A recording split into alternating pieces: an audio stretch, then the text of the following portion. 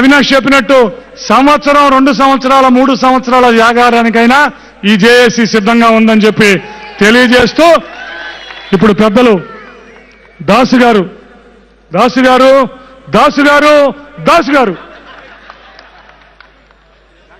ఆయన ఈ సభని సభికుల్ని సభ జరుగుతున్న తీరుని చూసి ఒక తన్మయత్వంలోకి వెళ్ళిపోయాడు. నేను దాసు గారు అన్నా తన్మయత్వం నుంచి బయటికి రావట్లా, మళ్ళీ దాసు గారు అన్నా కూడా బయటికి రావట్లా. శారదా అంటాడు శంకరాపురంలో. ఆ పరిస్థితి అయింది నాది. మాట్లాడండి సార్.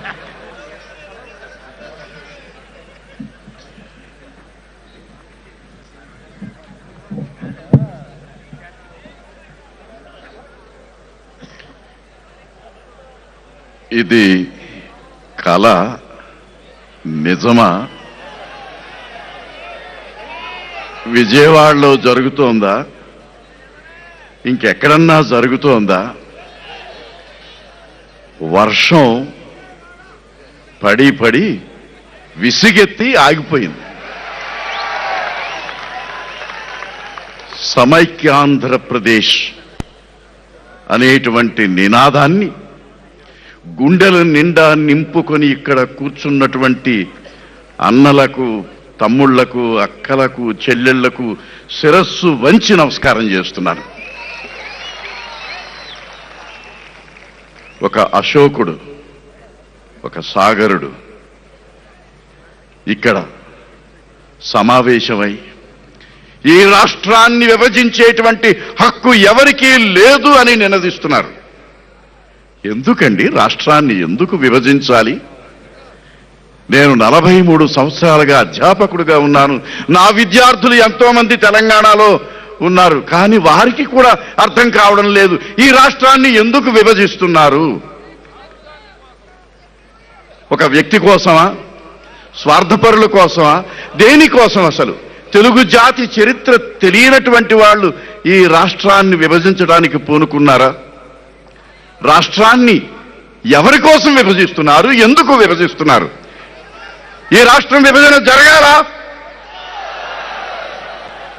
ఈ రాష్ట్రాన్ని విభజించనిస్తారా మీరు? తెలంగాణ ప్రజలు కూడా ఈ రాష్ట్రాన్ని విభజించనివ్వరు. మరికొద్ది రోజులలోనే తెలంగాణలో సమైక్య ఆంధ్రప్రదేశ్ ఉద్యమం ప్రారంభం కానున్నది మీకు చెబుతున్నాను. బాబు మాకు తాగునీటి లేదు అంటే రాష్ట్రాన్ని విభజిస్తాం.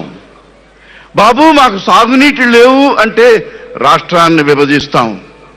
బాబు మాకు మా జిల్లాలో ఆ నీళ్లలో ఫ్లోరైడ్ ఉండి కాళ్ళు చేతులు వంకరపోతున్నాయి, ఏం భయం లేదు, రాష్ట్రాన్ని విభజిస్తాం. వెనుకబడిన ప్రాంతాలు ఉన్నాయి బాబు అంటే రాష్ట్రాన్ని విభజిస్తాం. ప్రజలు నీరు కోరుకుంటున్నారు, విద్య కోరుకుంటున్నారు, ఉపాధి కోరుకుంటున్నారు, ఆరోగ్యం కోరుకుంటున్నారు, విద్య కోరుకుంటున్నారు. వీళ్ళేమో రాష్ట్ర విభజన చేసి పదవులు కోరుకుంటున్నారు. మంత్రి పదవులు కోరుకుంటున్నారు, ముఖ్యమంత్రి పదవులు కోరుకుంటున్నారు. ఎవరి కోసం అండి? రాష్ట్రాన్ని విభజించి ఏం చేద్దాం అనుకుంటున్నారండి? అసలు తెలుగు ప్రజల చరిత్ర తెలుసా అండి? 50 సంవత్సరాలుగా పోరాడుతున్నాం. ఎవరు పోరాడారు?